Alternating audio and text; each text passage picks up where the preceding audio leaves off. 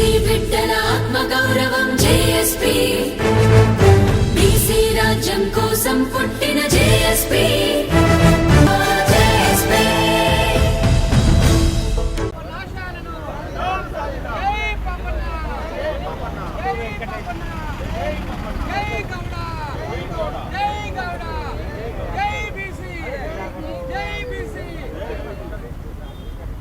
సర్దార్ సర్వయ్య పాపన్న గౌడ్ గారి జన్మదిన సందర్భంగా అందరికీ శుభాకాంక్షలు తెలియజేస్తూ, నిజానికి ఒక వీరుని చరిత్ర కనుమరుగైపోయి 400 సంవత్సరాలైంది. ఇలా చార్జిపిటి, గూగుల్ చాలా సోషల్ మీడియా నెట్వర్క్ చూస్తాయి, దాంట్లో కొడితే ఒక చరిత్ర తెలుస్తుంది. కానీ ఇన్ని రోజులు ఈ చరిత్రను మభ్యపెట్టింది వాడు, దాచిపెట్టింది వాడు.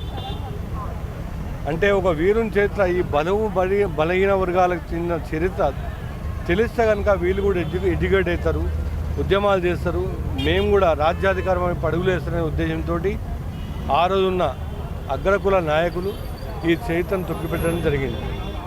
ఈ సందర్భంగా ప్రభుత్వానికి ఒక విన్నపం ఏంటంటే, 6వ తరగతి నుంచి 10వ తరగతి వరకు చదివే పిల్లలకు ఈ పాఠ్య పుస్తకాలు జోడించి ఈయన చరిత్రను పాఠ్య పుస్తకాల్లో పెట్టాలనేది మా అభిప్రాయం.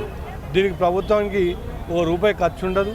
ఎందుకంటే ముష్కరుల చరిత్రను, తుగ్లక్ చరిత్రను, శివ చరిత్రను, దాని తర్వాత ఎంతోమంది ముస్లిం రాజుల చరిత్రను, బ్రిటిషుల చరిత్రను పాఠ్య పుస్తకాలను పెట్టరు. కానీ మన తెలంగాణ గడ్డపైన పుట్టినటువంటి బిడ్డను, ఆయన చేసినటువంటి పోరాటాలను, వాటిని కూడా పాఠ్య పుస్తకాలు జోడిస్తే రాబోయే జనరేషన్ కూడా ఒక మెసేజ్ పోతుంది, తెలుస్తుంది.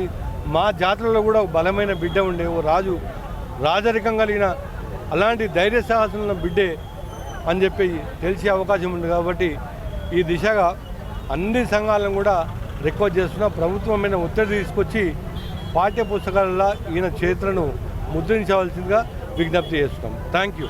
ఈ సంవత్సరం కూడా ఘనంగా నిర్వహిస్తారు పాపన్న జయంతి. ఈరోజు ముఖ్యమంత్రి గారే స్వయంగా మీరు అనుకున్న కళను నెరవేర్చబోతా ఉన్నారు. ట్యాంక్ బండ్ మీద ఒక విగ్రహము, అదొక సమాజానికి సూచికలాగా. అయితే విగ్రహాల వరకేనా కేవలం రాజ్యాధికారం వైపు ఏ విధంగా అడుగులు వేయబోతా ఉన్నారు, ఏ మెసేజ్ ఇస్తారు ఈరోజు?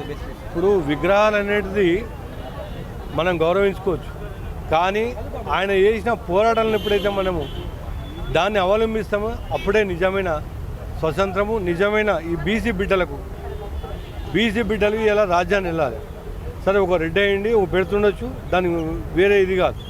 ఈ రోజున ఏమన్నా 8,000 కోట్ల బీసీ ఫీజు రియంబర్స్మెంట్లు బకాయిలున్నాయి. నిజంగా మీకు ప్రేమ ఉంటే కనుక ఆ బీసీ పిల్లలు చదువుకోవాలి, ఆ పిల్లలు కూడా డెవలప్ అవ్వాలని చెప్పి ముఖ్యమంత్రి గారికి ఆలోచన ఉండాలి కదా. వీళ్ళు ఎందుకు రిలీజ్ చేస్తలేడు? వీళ్ళు చాలామంది పిల్లలు వాళ్ళ సర్టిఫికేట్ లేక, ఉద్యోగాలకు పోక, ఫర్దర్ స్టడీస్ పోక మధ్యలోనే ఆగిపోతూ ఉన్నాం. గతంలో ఫీజు రియంబర్స్మెంట్ లేక ముందుకు చదువుకునే స్తోమత పిల్లలకు లేక 10th తోటి ఇంటర్మీడియట్ తోటి ఆగిపోతుండే. సరే, ఆర్ కృష్ణయ్య పుణ్యమా లేకపోతే రాజశేఖర రెడ్డి గారి చొరవన తీసుకున్న తర్వాత ఫీజు రియంబర్స్మెంట్ వచ్చిన తర్వాత ప్రతి ఇంట్లో ఒక గ్రాడ్యుయేట్, ఒక ఇంజనీర్ అయ్యారు. కానీ ఈ రోజున ఈ రియంబర్స్మెంట్ 8,000 కోట్లు బకాయిలు పెట్టి పరిమాణ సంక్షేమ పథకాలు ఈరోజు చూస్తే కనుక నాకు బాధ అనిపిస్తూ ఉంటుంది. రాజకీయంగా ఎవరికి రావాలి? రైతు బంధు ఓ గరీబు రైతుకు రావాలి. కోట్ల రూపాయల రైతులకు, 100 కోట్లున్న ఎకరాలున్న రైతులకు రైతు బంధు ఇస్తావా? బెంచ్ కార్లు వచ్చడానికి తెల్ల రేషన్ కార్డు ఇస్తావా? బియ్యం తీసుకోవద్దా? ఇలాంటి ఫాల్తు ఎందుకు? ఇలా Bharatiya Janata party sir programme పెట్టేసి దొంగ ఓట్లను ఎట్లయితే తీసి పడేసిందో, మీరు కూడా ఒక ప్రక్షాళన చేసి దొంగ రేషన్ కార్డులు కూడా తెల్ల రేషన్ కార్డు తీసుకుంటూ వాళ్ళని తీసేయండి. ఎవడైతే బలిసినోడు బెంచ్ కార్లు వస్తున్నాడో, రైతు బంధు తీసుకుంటుండో వాటిని కూడా తీసేయండి. అనేక కార్యక్రమాలు బీసీ పిల్లలకు విద్య, ఉద్యోగం, ఉపాధి ఇది మాత్రం కల్పిస్తే చాలు. ఆటోమేటిక్గా రాజకీయంగా ఎట్లా చేతగాళ్ళు మిగతా సంఘాలు చూసుకుంటే మేము కూడా చూసుకుంటాం. క్రమేపీ ఇలా ప్రభుత్వానికి కూడా మేము హెచ్చరిస్తూ ఉన్నామంటే, విగ్రహం కాదు, ఫస్ట్ బీసీ పిల్లల బకాయిలు చెల్లించండి. 8,000 కోట్లు మీరు చెల్లిస్తే కనుక నిజానికి బీసీలకు మీరు సాయం చేసినట్టే. ఓకే.